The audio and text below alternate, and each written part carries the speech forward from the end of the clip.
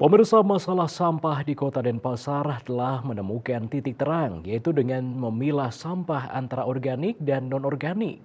Namun PR-nya adalah masyarakat perlu diedukasi terus-menerus untuk memilah sampah.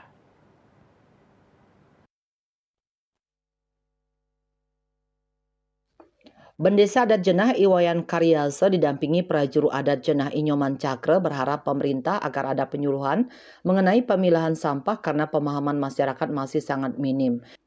Pihaknya juga berharap ada fasilitas warga mengolah sampah. Selama ini sampah hanya diangkut oleh petugas sewa kelola ke masing-masing rumah warga. Namun kemudian petugas kesulitan untuk tempat pembuangannya. Menurutnya selain pemahaman memilah sampah, kesadaran masyarakat untuk memilah juga masih kurang.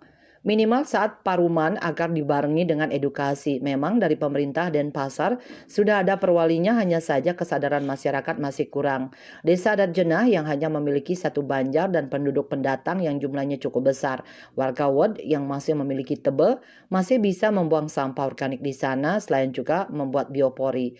Sebagian besar pendatang jadi mereka kesulitan mengelola sampah sehingga selama ini hanya diangkut petugas swakelola. Diakui desa adat Jenah tak memiliki sumber pendapatan yang besar, hanya mengandalkan pendapatan dari LPD untuk upacara rutin, itu pun masih kecil, 250 juta per tahun. Sementara desa adat Jenah memerlukan pembiayaan untuk pembangunan pura dan terutama balai banjar yang sudah tua dan bocor di sana-sini. Ia berupaya memanfaatkan dana yang ada untuk program kerjanya di bidang parahyangan, pawongan, dan palemahan. Citamaya, Bali Pos melaporkan.